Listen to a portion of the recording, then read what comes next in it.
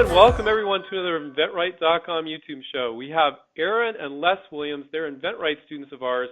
They're coaches. I want to give a shout out to their coaches, Arlita and Scott. Great job, guys, and great job to you guys, Aaron and Les. You licensed the product. You licensed the baby product. Congratulations. Thank you. Thank you. Couldn't have been done without you guys. So Absolutely. Thank you, Arlita and Scott. We're just so grateful. Yes, thank you. So now we can't talk about the specifics of the product, but sometimes we do these shows because when is it going to come out? When's your guess? Did the company give you an idea? Yeah, they're supposed to get it on shelves, or actually they're going to launch it online first, fall of this year. Yep. Fall of 2019. Okay, yep. Cool. Coming up soon. So you can't show the product right now. Maybe I have you guys back. I'd love to. Please let me know, and we'll have you back.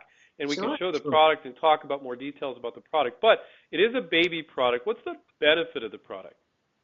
So our benefit statement is that it eliminates the struggle babies have picking up finger foods. So it's a mat that helps kids, early feeders, pick up finger foods when they're starting to feed. Cool. So now everybody knows that you guys have licensed the product. I like to do what I call a before and after. Okay. What were you guys thinking? How did you feel about inventing? What's your thought process before you came to us? And then I want to ask you how you think now. And I'm assuming there's a big difference. How did you feel before? Were you lost? Were you confused? Were you scared? Were you like, oh my God, it's going to cost so much? Like, where was your head at? Well, essentially, I can go back and kind of start us from the beginning a little bit. My wife, she watched the movie Joy. I don't know if you guys are familiar with that movie. Yes. And then she read the book One Simple Idea. And I want to say about a year later, I read the book. And from there, I did some more research. Why did it take you so long? A whole year? I was telling him to read the book. He was telling me to read, she was telling me to read it. And I just kind of like, yeah, I'll get around to it, you know. My wife's trying to get me to read a book now, too. So we're tough. You just got to put up with us husbands, you know? Right. So I did some research. I discovered inventRight through YouTube. And I was like, oh, man, this is pretty cool, the information. And then I tried to bring that information to her. Well, let me ask you, what did you feel like was cool about it? Did it break down some beliefs, or what was your perception? Why did you think inventRight was cool? Rather than just paying us lip service, tell us why we're so great. Oh, no. I'm just kidding. Absolutely. No, it was cool because, like, they're genuinely helping people go from A to Z. And for me, I've always kind of, like, had ideas in my head about things. Right. But how do you take your idea from your head and bring it to market, the right way? And you assume that you need a lot of money, or you need to know somebody, or you need to be in the industry that you want to come up with an idea in. And inventRight kind of debunked all of those myths for us. It's sort of like, everyday person can, come up with an idea and actually pitch it to companies. So it was just like mind blowing for me, because I've always kind of been a creative person, and I had no idea how to express that in a way that didn't cost an arm and a leg. I could still, be a mother, work a full-time job, and do, this on the side for now. Exactly.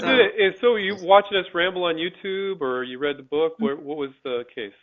Well, actually, we read the book. We didn't know anything about inventRight on YouTube. Mm-hmm. Okay, we read the book first, and I kind of like started to try to come up with things just based off of what was in the book. I didn't dive into YouTube or anything like that. Right. But when Les read it, he started to go onto YouTube and look further about so who is Stephen King? Yeah, there you go. So he did more research. And Andrew Krauss.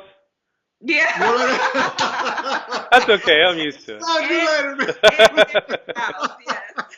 Okay, so what were some of your worries before we debunked some of these myths? Was it the common stuff, the cost, companies wouldn't listen to me, I'm just a little guy, that kind of thing?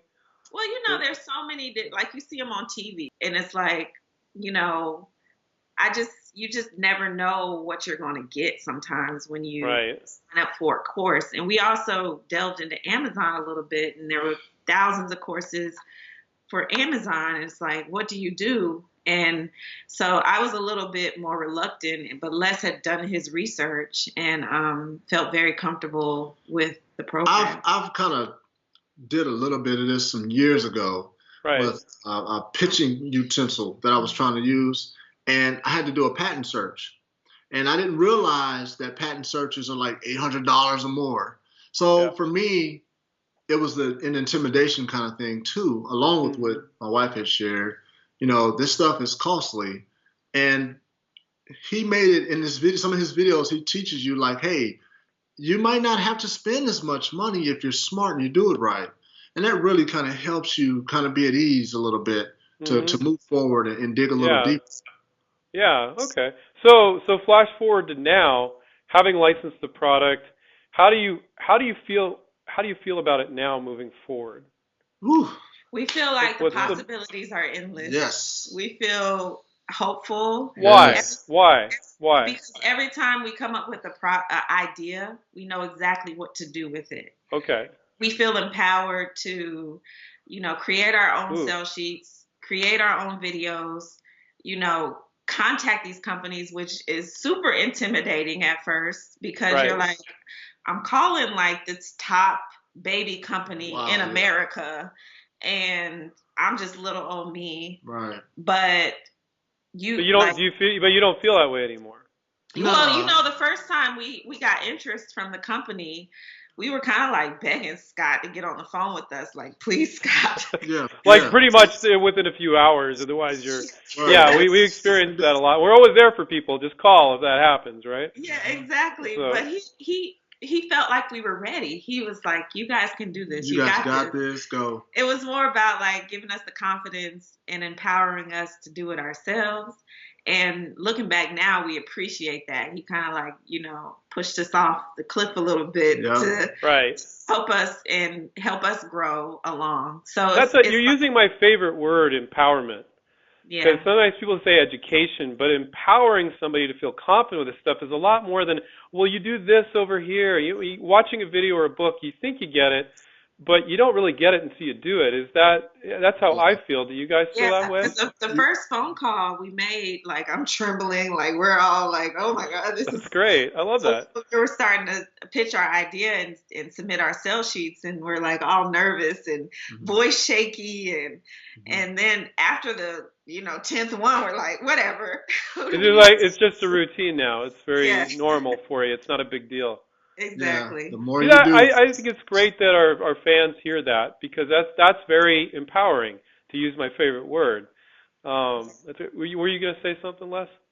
No, I think she hit it right on the head. It's one of those things, I got a list, like, just to give you an idea, I had a list of about 49 companies. Nice. I called the first 5.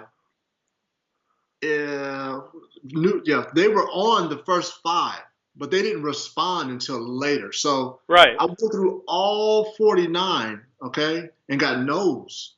How are you? And were you sharing your frustration with Scott there? I'm assuming you're a little, I don't know if this is going to work. Okay, do we need to change something? Do we need to redo our video? Do we need to do our sell sheet over? And Scott was like, no, let's just, Scott. He's like, no, that's the difference between having a coach or not. They're like, no, you don't know what's normal and what's not normal. And he's like, no, it's just keep pushing. And people don't believe us sometimes. Yeah. But we would get feedback from one company and be like, we need to change everything. Let's drop this and change it all. And Scott was just like, no, I think we're okay. That's just one company's feedback. That's their opinion. And let's just keep moving it forward. Sometimes it's not even their opinion. They just feel like they need to tell you something. And it's not even like written in stone or anything. Now, when 5 companies tell you all the same thing, well, then you might need to make an adjustment. But one. There you go. So this is a great learning experience for folks. So that's fantastic. So what's your plan moving forward? Like, what's your plan? Bigger plan. You license the product now.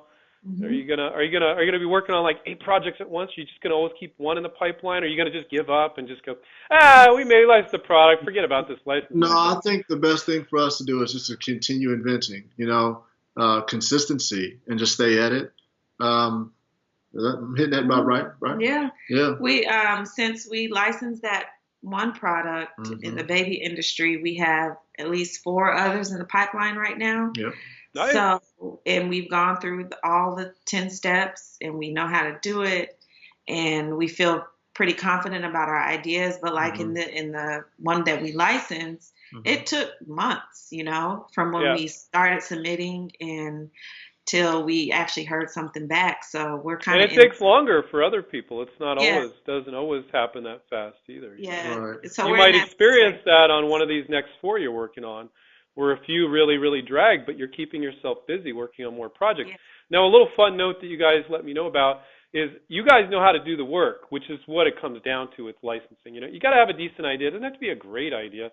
You have a decent idea. You guys know how to do the work. And your 6-year-old son is now putting you guys to work. He comes up with ideas and he just gives it to you. Can you tell me a little bit about that? We'll have to work out a contract with him. Yeah, you better. Yeah, he's our But little. no, he actually came up with one of the ideas, one of the very good ideas that we think that we're currently working on and have reached out to companies about. So it's part of our family culture now. You know, we sit around and talk about ideas at the dinner table, and he comes up with some, you know, cute stuff. Yeah. But then one day we were eating breakfast. He was like, "How about this?" And we were like, that doesn't sound too bad. Yeah, actually. I looked at her like, what?